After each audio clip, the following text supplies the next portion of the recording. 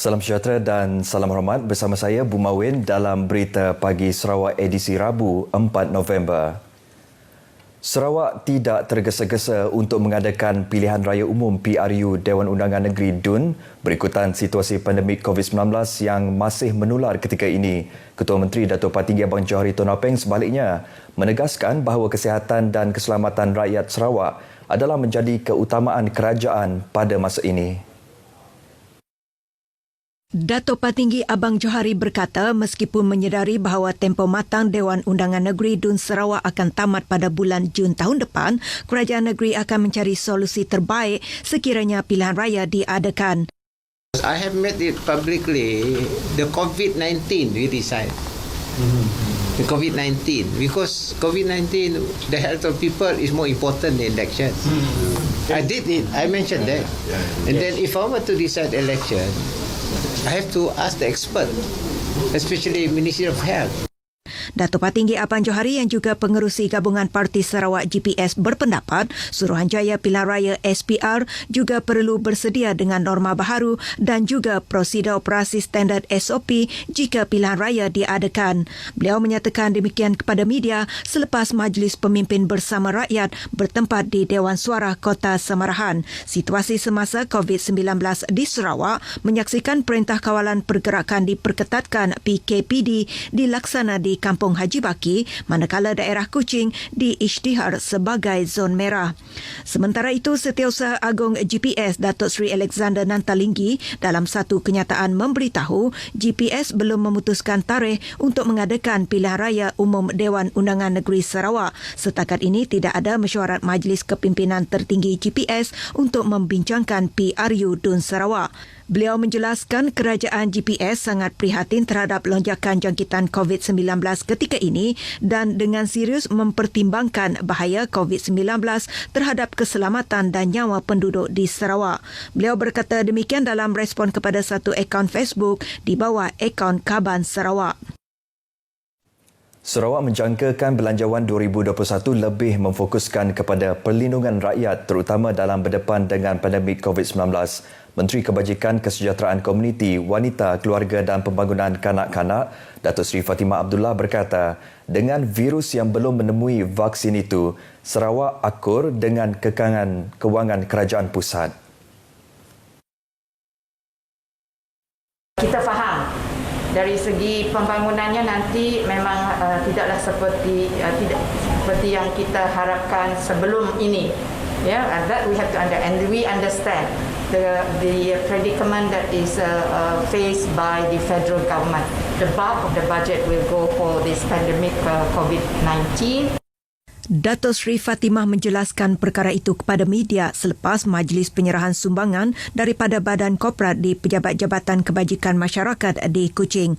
Dalam majlis ini, Datuk Seri Fatimah mendedahkan sejak 28 Oktober lepas, sejumlah RM347,000 telah dibelanjakan bagi tujuan membeli bekalan makanan dan keperluan harian kepada kira-kira 700 orang penduduk di Kampung Haji Baki yang menjalani Perintah Kawalan Pergerakan KPD. Sangat disiplin. So dengan sebab itu, dengan adanya kerjasama yang sangat baik, pematuhan kepada SOP sangat baik. Beliau turut memuji penduduk di kawasan itu yang berdisiplin dalam menjalani perintah PKPD.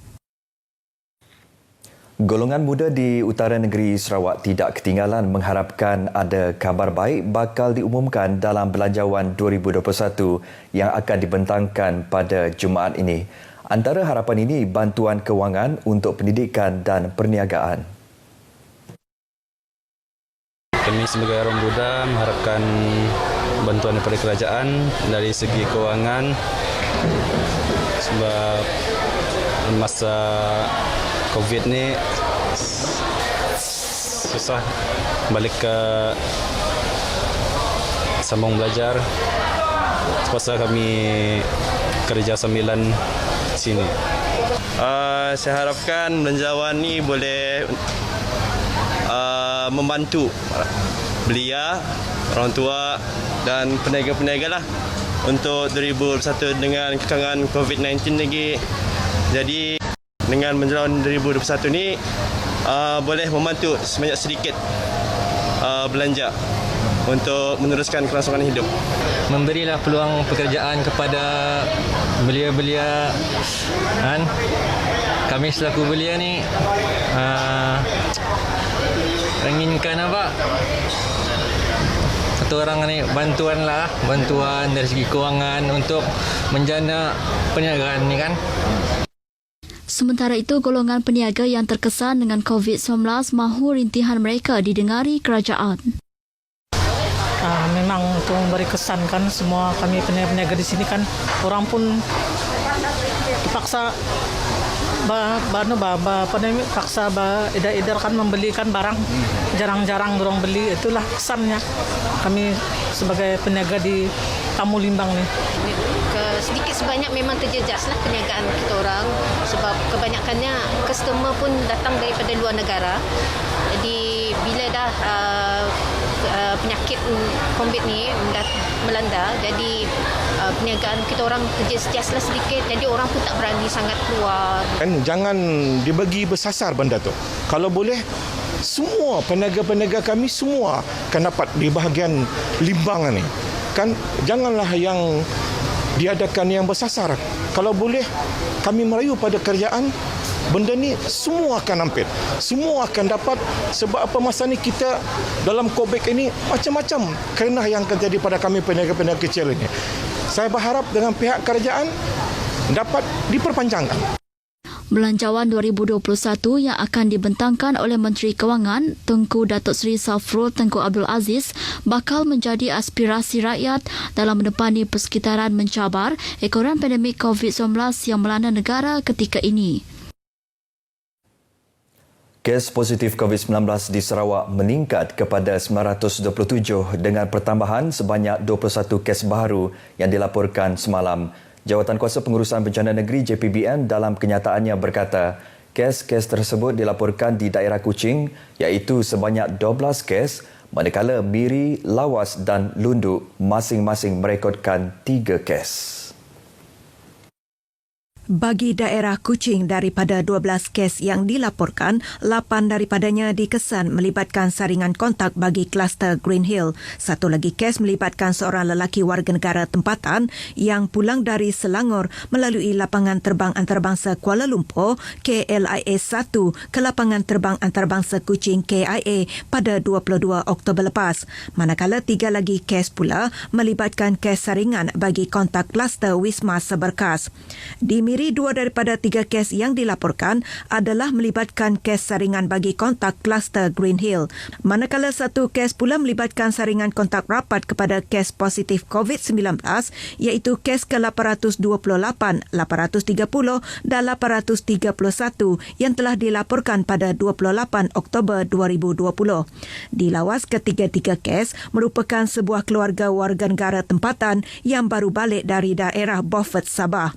Bagi daerah Lundu, 3 kes yang dilaporkan hasil pengesanan kes secara aktif ACD di Kampung Teluk Melano, Lundu. Operasi ACD telah dijalankan di Kampung Teluk Melano berikutan 1 kes positif telah dikesan dan dilaporkan pada 30 Oktober 2020 iaitu kes ke-871.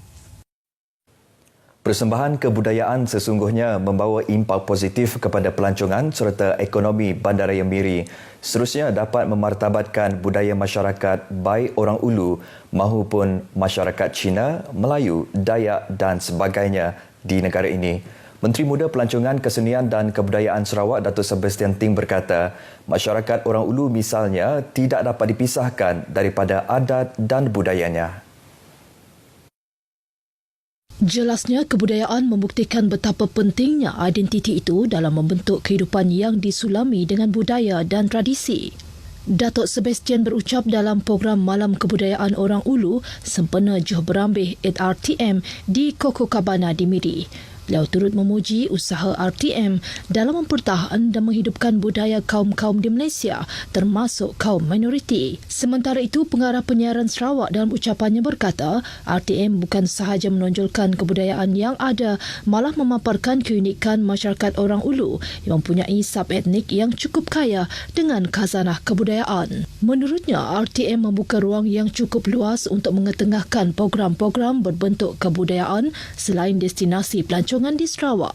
Program Malam Kebudayaan Orang Ulu ini turut disiarkan secara langsung menerusi Facebook RTM Sarawak dengan menampilkan 8 persembahan yang terdiri daripada 8 etnik Orang Ulu. Politeknik Mukah terus melahirkan graduan berkualiti dengan nilai kebolehpasaran setinggi 92% untuk tempoh 3 tahun berturut-turut. Pengarahnya Dullah Muluk menyatakan ia menunjukkan keyakinan pihak luar terutamanya pemain industri dengan kualiti graduan dari institusi tersebut.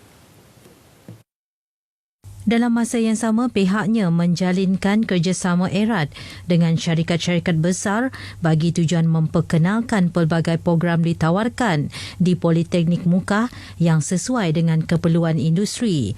Ini termasuk syarikat-syarikat yang datang sendiri ke Politeknik Mukah untuk mengadakan temuduga terbuka bagi mencari pekerja. Beliau ditemui pemberita selepas mengetuai rombongan pihak pengurusan kanan Politeknik Mukah mengadakan kunjungan hormat terhadap Yang di-Pertua Negeri Tun Pehen Sri Abdul Taib Mahmud di Demak Jaya, Kuching. Sehingga kini Politeknik Mukah telah melahirkan 9,865 graduan sejak penubuhannya pada 2005. Politeknik itu kini menawarkan 8 program utama. Antaranya ialah kejuruteraan awam, elektrik mekanikal, perdagangan dan teknologi maklumat di peringkat diploma. Baik, sekian berita pagi Sarawak hari ini. Saudara, teruskan amalkan kebiasaan baharu. Bersama-sama kita memutuskan rantaian COVID-19. Dengan itu, saya Bumawin, sehingga kita berjumpa lagi.